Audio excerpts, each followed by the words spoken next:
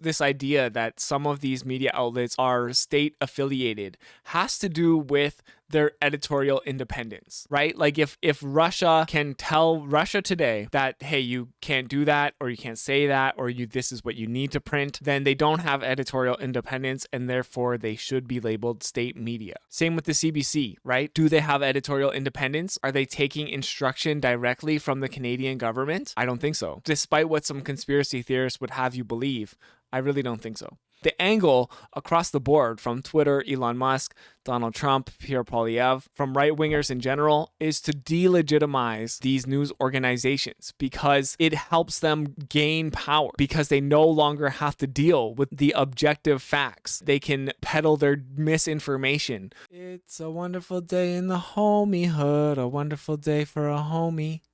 Won't you be my homie to Taro? For reasons unknown. Well, actually, they might be known. It probably has a lot to do with the size of Elon's Musk. He has chosen to launch this war against news outlets, and Twitter is moving to label organizations like NPR and BBC as state-affiliated media. Why are they subject to this? So they have an article here. NPR quits Twitter after being falsely labeled as state-affiliated media. NPR will no longer post fresh content to its 52 official Twitter feeds, becoming the first major news organization to go silent on the social media platform. Explaining its decision, NPR cited Twitter's decision to first label the network state-affiliated media, the same term it uses for propaganda outlets in Russia, China, and other autocratic countries. The decision by Twitter last week took the public radio network off guard.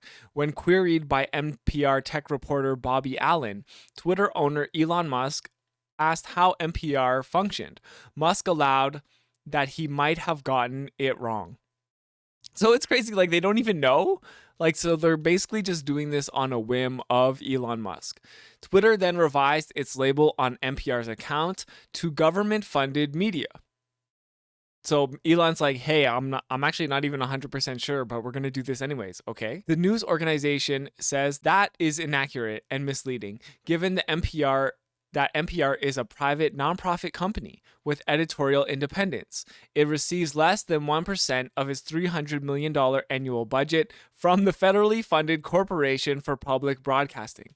So this is quite crazy, right? Like, I think this idea that some of these media outlets are state affiliated has to do with their editorial independence, right? Like if Russia can tell Russia Today that, hey, you can't do that, or you can't say that, or this is what you need to print, then they don't have editorial independence, and therefore they should be labeled state media.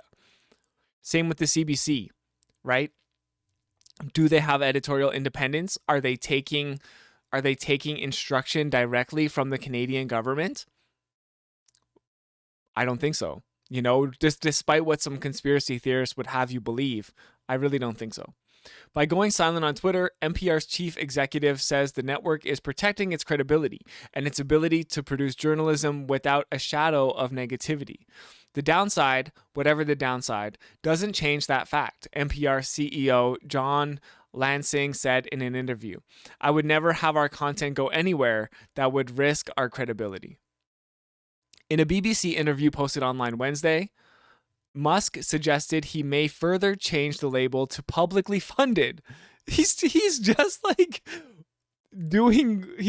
hey, I think we should do this. And then some yes man is like, yes, Elon. And then he's like, oh, maybe we shouldn't do this. And they're like, yes, Elon. Maybe we should do something else. Yes, Elon. It's like, okay, why don't you just operate on some sort of consistency instead of just how Elon wakes up and feels that day? It's insane. His words did not sway NPR's decision makers. Okay, let's take a moment here and find the BBC interview with Elon. Even if Twitter were to drop the designation altogether, Lansing says the network will not immediately return to the platform. At this point, I have lost my faith in the decision-making at Twitter, he says. I would need some time to understand whether Twitter can be trusted again. I really don't think it can be trusted because it's trash. it can be trusted for a place to like start shit with other people you disagree with politically, but I don't think it's going to be a reliable source of information in the future. It's already not, so forget it. There's no point using Twitter for anything other than like dunking on people, honestly. Initially, Musk didn't respond, but a couple of hours later, Musk tweeted out Allen's email, followed with a tweet saying, "Defund NPR."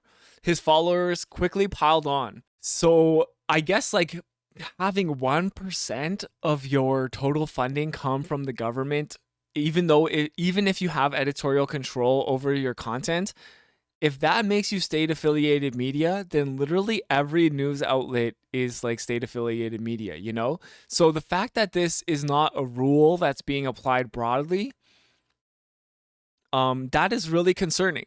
And Elon Musk is going on this specific tirade against NPR, which is, I think, should be what is actually concerning about this story, right? The concern should not be that NPR is being controlled by the United States government. They're definitely not, or not more than anybody else.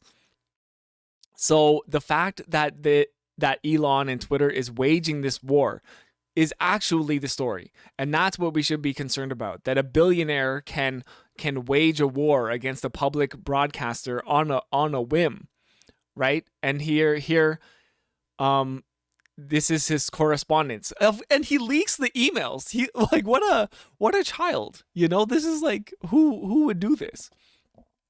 So the state label, this is from Bobby Allen, who according to this article was the decision maker or whatever at one of the reporters maybe at NPR who does tech news. Because of the label, NPR is quitting Twitter across all of our 50 plus accounts. Our executives say the government funded media label calls into question our editorial independence and undermines our credibility. Some wonder if this will cause a chain reaction among news orgs. What's your reaction? I guess his reaction is to screenshot this and post it on Twitter like a child. And then he says, defund NPR. It's just so childish. NPR literally says federal funding is essential on their website right now. What have you got against the truth? NPR, it's like, Elon, you don't know how anything works. Of course, they want to keep their federal funding. Who wouldn't want to keep federal funding?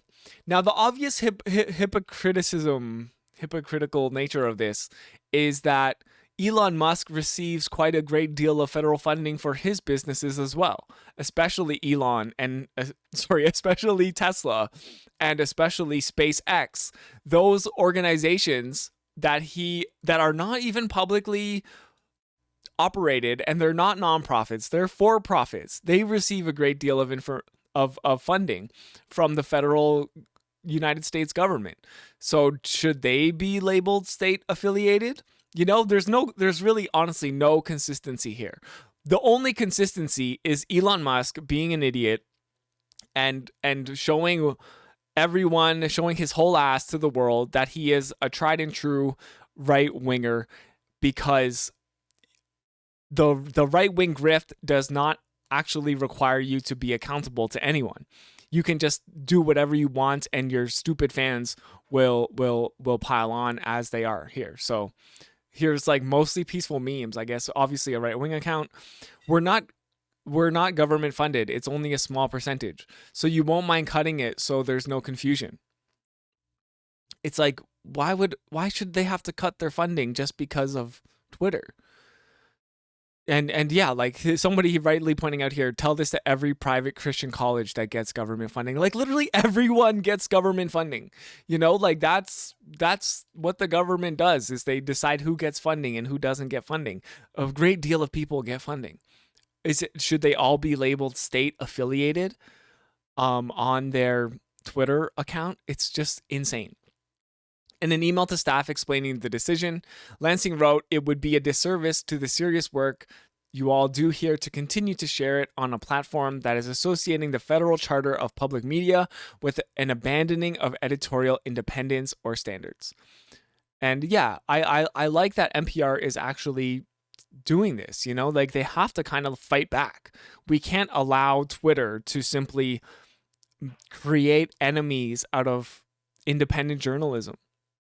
For years, many journalists considered Twitter critical to monitoring news developments, to connect with people at major events and with authoritative sources, and to share their coverage. Musk's often hastily announced policy changes have undermined that. Lansing says that degradation in the culture of Twitter, already often awash in abusive content, contributed to NPR's decision to pull back.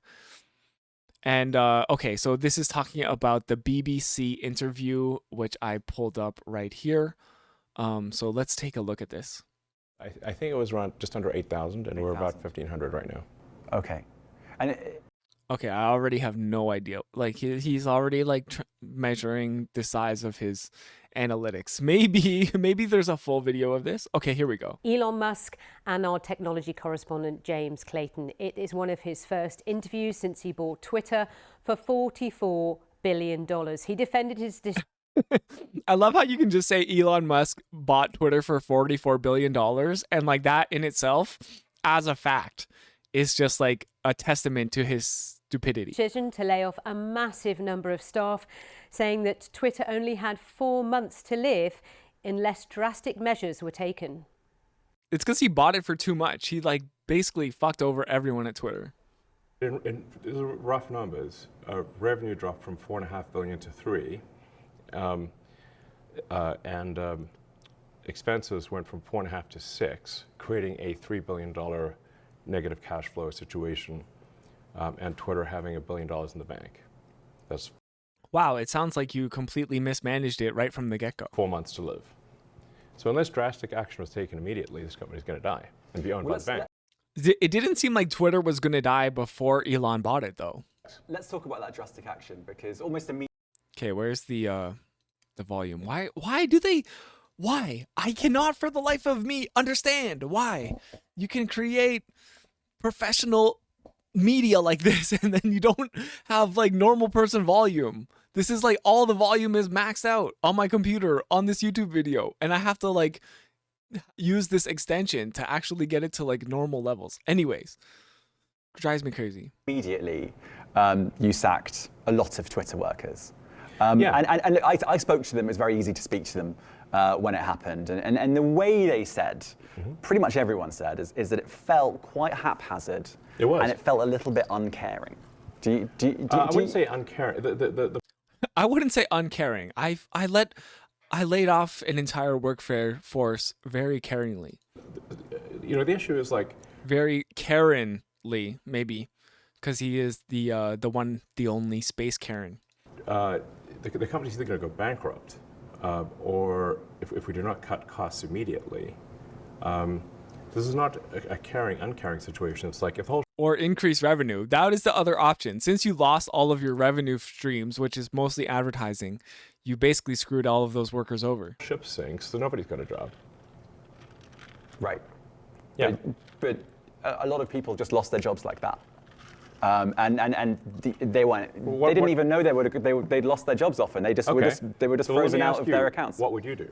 Too smart for their own good comes to mind. I mean, I think he's too stupid for humanity. Like, this man needs a guillotine. Well, you might want to give someone some notice. I mean, you might. By the way, I'm not running Twitter, but I know. But this is the criticism, and this is in Minecraft.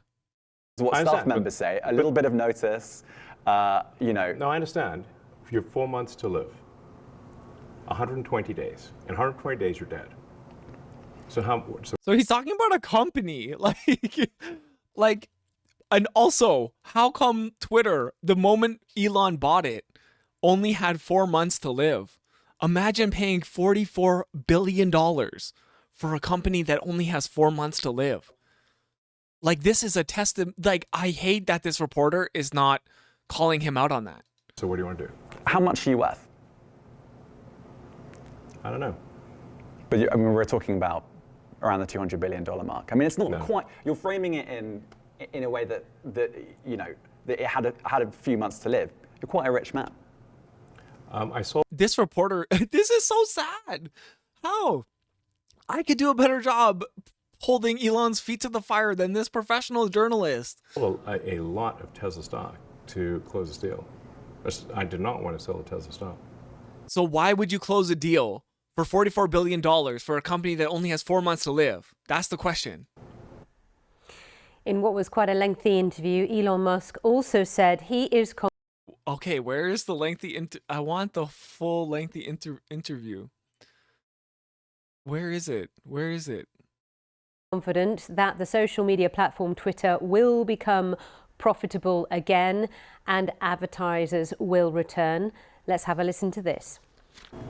In terms of advertising, obviously Twitter's not a private company anymore, so we don't really know how it's all going. Have all the advertisers come back? Not all, but most. And you can see it for yourself on Twitter, even in the For You feed. Right. I mean, in the following feed. Don't use For You because it sucks. Right. Filled with hate speech, I'm told. That's not what I said. Okay, fine. Well, why don't you use For You? What's wrong with it? How is it going? Is Twitter in profit? This is awful. Why? This is an awful interview. But now? It's probably a good thing we're not watching the full thing. No, Twitter is rough. I'd say we're roughly break even at this point. And I think you've said before you see a world where you could be in profit. Is there a timeline on that, do you think? I mean, depending on how things go, if current trends continue, I think we could be profitable, or, I mean, I'd say, to be more precise, we could be cash flow positive this quarter if things keep going well. He is completely uncharismatic, you know, like put some lo-fi beats in the background of this interview to like help keep the retention rate. It's so boring. No wonder he has such ego problems, like, and he needs to be the most followed man on the app that he overpaid for. This quarter, as soon as that? Possibly, yeah. Wow. And do you have a message for the advertisers? I mean, can you say which advertisers haven't come back? I think almost all of them have either come back or said they're going to come back. There are very few exceptions. Can you say any of the exceptions? I actually don't know of anyone who said definitively they're not coming back. They're all sort of trending towards coming back. But there are some that... What? This interview is garbage. What is going on? Jump in, the water's warm. It's great. That's your message to the advertisers who haven't come back. Shouldn't the interviewer know which advertisers haven't come back? Why is he asking Elon? Like, can't he just be like, how come Apple hasn't come back or something? I don't even know, but it's not my job to know. It's this person's job. Yeah, I mean, look, if we can't forget Elon is on the autistic spectrum. This is true, but like, I think he's doing a negative service to people who have autism, you know? Like, just because you're autistic doesn't mean you have to be like a evil CEO who like is defunding public journalism. If Disney feels comfortable advertising, children's movies, and Apple feels comfortable advertising iPhones, those are good indicators that Twitter is a good place to advertise. Why is the interviewer on his phone? I want to talk about if you have any regrets. And I think you were booed at a Dave Chappelle concert. I think your own lawyer said a little. Well, a little. Oh my God. A little, a lot. Some say a little, some say a bit more. I think your own lawyer said you couldn't get a fair trial in San Francisco because there are lots of people that don't necessarily like you here. Yeah, but I have to say I was wrong. He was wrong, I guess, because I was acquitted by the San Francisco jury unanimously. This is bad PR for people with autism, okay? So, yeah. But I guess. But look, do you have any regrets buying Twitter? I think it was something that needed to be done. I mean, you said earlier that difficult. I'd say that the pain level of Twitter has been extremely high. This hasn't been some sort of party, so it's been really quite a stressful situation. for the last several months. Not an easy one. I don't understand why it needed to be done, just to like make it a right-wing propaganda machine. Apart from the pain, I mean, so it's been quite painful, but I think at the end of the day, it should have been done. I think, were there many mistakes made along the way? Of course,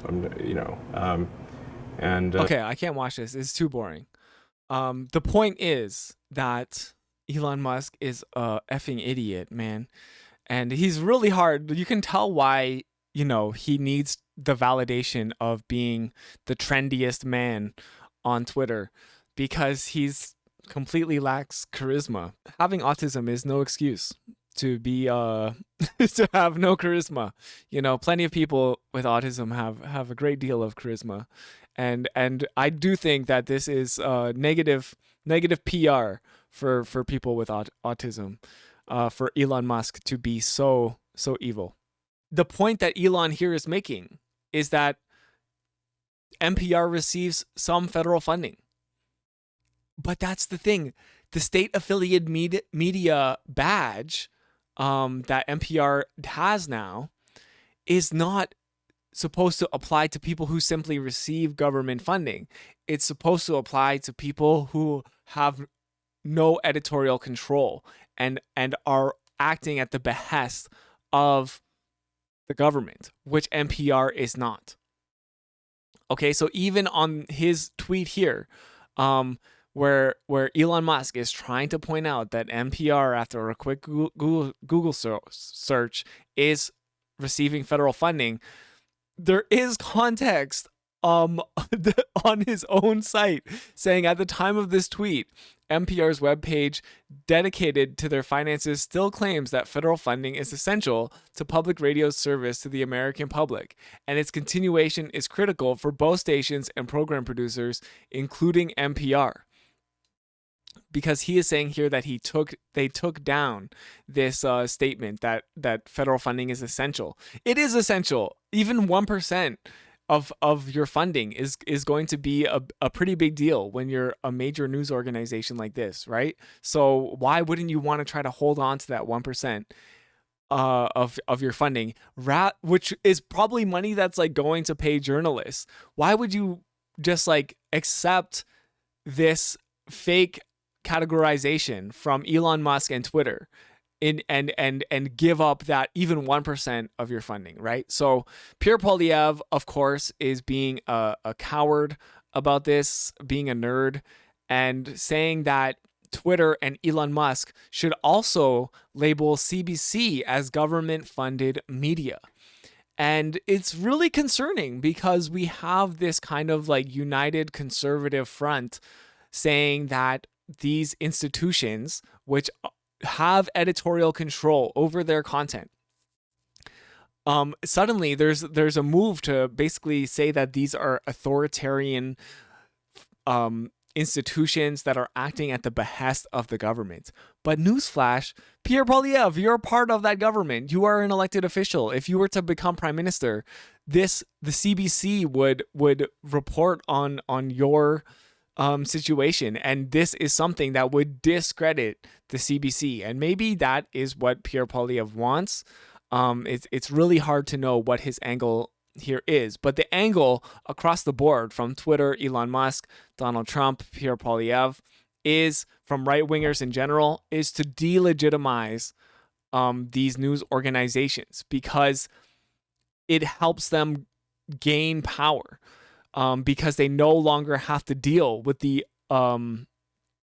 objective facts. They can better peddle their misinformation through media outlets like Rebel News, and in some cases, more mainstream right-wing outlets like Fox News or Post Media. Because the opinion section also does a lot. So it's really concerning to see this direction, and luckily, it's something that is only probably going to happen on Twitter because Elon Musk is a petulant child, and it's not going to spread to other social media apps. But again, it is concerning. We don't really want to live in this world where a billionaire can, on a whim, change the categorization status of a public broadcaster. Why not make sure you don't miss the next video by liking, commenting, subscribing, and ringing the bell? Thank you so much for watching. It's my homie, too, Taro. Peace.